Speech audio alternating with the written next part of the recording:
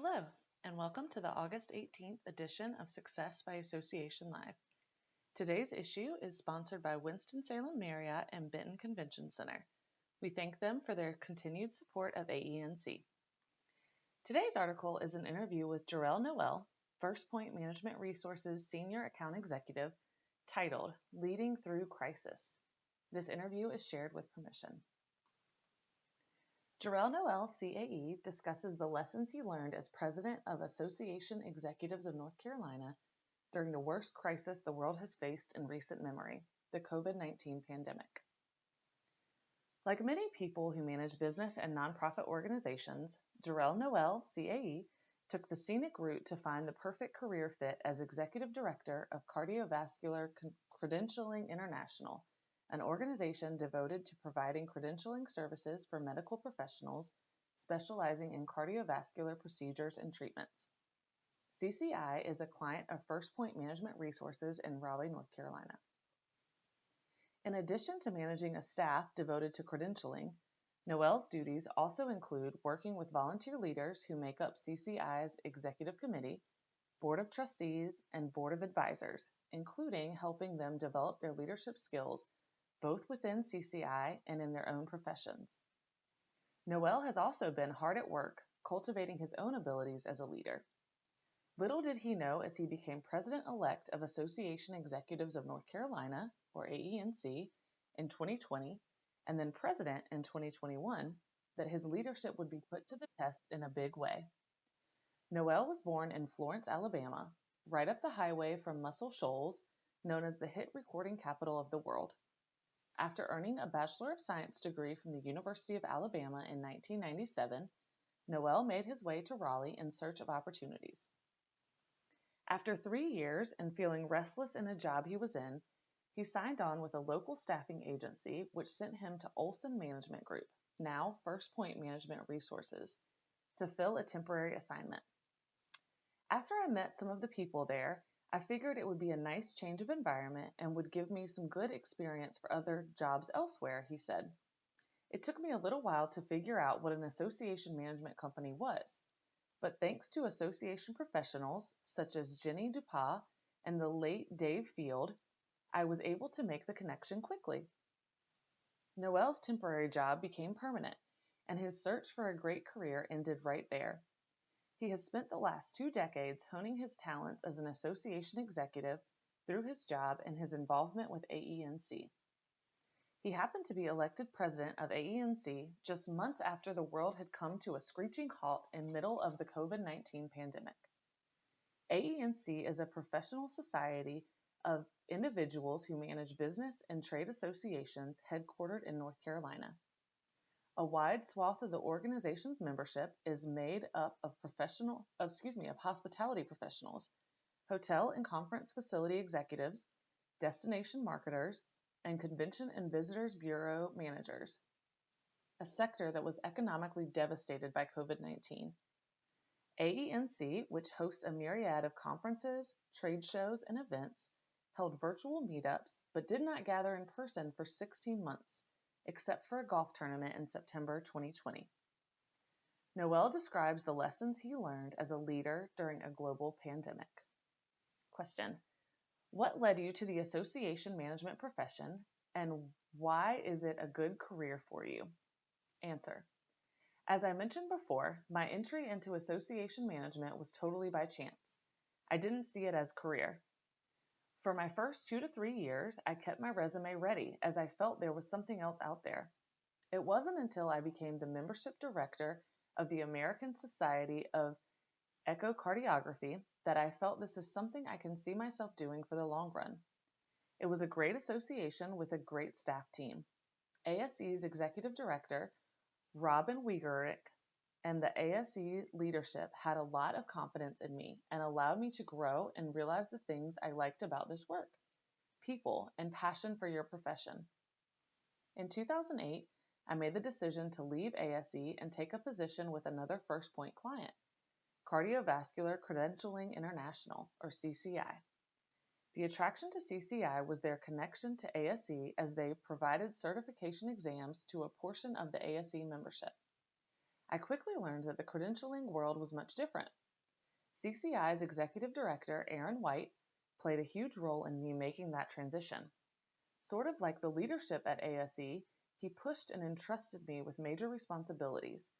This was all key to my knowing that I wanted to commit to be an association professional. In 2014, I decided to take that next step in my commitment by preparing for the CAE exam. I worked with a study group overseen by AENC and passed the exam in May 2015. It was during this time that I became the executive director of CCI, my current position. Question: describe your involvement in AENC. Why it was important for you to get involved in leadership. Answer: I didn't really get involved with AENC until 2009.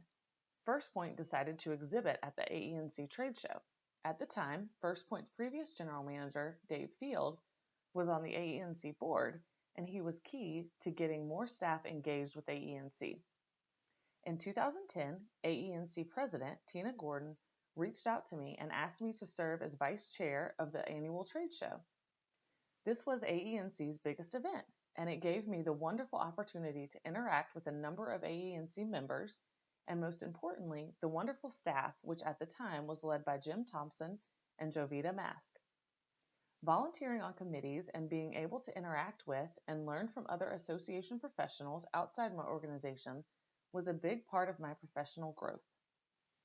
Question: in the years leading up to serving as president of AENC, as you served on the board and moved through the chairs, what were your expectations? Answer: it is funny you ask that. As someone who, for years, had worked to create great experiences for volunteer leaders, my expectations were different. I wanted to do what I could to be of the best assistance to the AENC staff. If that meant helping exhibitors move their stuff into the exhibit hall for the trade show as the trade show committee chair, or reaching out to potential speakers as chair of the professional development committee, that is what I would do. I just wanted to do what I could to best complement the outstanding AENC staff. As I transitioned to serving on the board, I still wanted to be a huge help to AENC staff, but with a stronger focus on the mission and more consideration of the organization's long-term goals. Question: when you realized you would be leading an organization of your peers during a pandemic with all in-person events shuttered, and when roughly half the members are in hospitality, one of the hardest hit business sectors, how did you shift your view of leadership? Answer: as a board, we wanted to make sure we were empathetic to the new world that our members were dealing with and provide them with the comfort of knowing that AENC would be a place where they could remain engaged with the association community. Prior to me coming in as AENC president, the board had made the very forward-thinking decision to establish a scholarship fund for members to maintain their membership within AENC. This allowed many of our members in the hard-hit hospitality industry to remain engaged. Question: what has been your most important focus this year? Answer: the AENC mission is help our members be successful. While last year has created some challenges, that very simple concept continued to be our focus. Question: what were the greatest challenges? Answer: keeping a positive outlook. Early on, it was very easy to focus on everything that was wrong due to the pandemic. While we wanted to provide opportunities for members to share their concerns and challenges, we made several intentional efforts to create opportunities to collaborate and share experiences as people were successfully navigating through these unprecedented times. One example that comes to mind was our winter conference in February 2021. We brought together industry experts from various positions within the meetings and events industry to discuss what the association professions should expect to see as they return to live events in 2021. The experts also shared how they had overcome the challenges of 2020 with new and innovative solutions. Question: what are you most proud of? Answer: the example we were able to set for our members. We did our first virtual conference in the fall of 2020. It was still at a time when people were trying to navigate and figure how they were going to develop virtual activities. Many members were able to see some of the elements that we showcased and gain the inspiration to execute events for their respective organizations. In the spring of 2021, we held our first hybrid event and showcased ideas and things to consider for planning for bringing people together for face-to-face meetings. Many of the changes we have made in the last year to navigate have great potential for the future. It will impact the ways that we connect and engage. I am proud that we were able to show members the possibilities. Question: what lessons did you learn from leading through crisis that will carry you into other leadership roles? Answer: meeting people where they are. In early 2021, we were looking to plan an event that would take place in late spring. The event was going to take place outdoors. While we thought people were anxious to get together, we learned early on that there was a good part of our membership that were not comfortable to commit to such an event so soon. It was a good reminder about taking the time to listen to your membership and meet them where they are. Question: as an executive director who reports to a volunteer president and board of directors, how did your experience as a volunteer leader for AENC influence how you see your own job and relationship with the presidents you serve? Answer: it reinforced my understanding of how important the relationship between the Chief Staff Officer and the Chief Volunteer Officer is for health of the organization. There must be clear lines of communication and trust between those two individuals to ultimately do what's in the best interest of the organization and what aligns with the mission of the organization. Question: any advice to share with the leaders who will follow in your footsteps? Answer: as a Chief Volunteer Officer, you will be exposed to more of the day-to-day items related to your organization, but it is important to also think about and keep the board's focus on the long game. Now feel free to add any thoughts you have. Response: all opportunities to lead come with unexpected challenges. It may be a difficult board member, a staffing change, or in my case, a pandemic that halted just about everything in the world.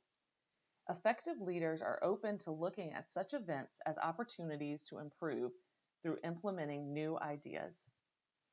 And that concludes this article. We hope you have a great day.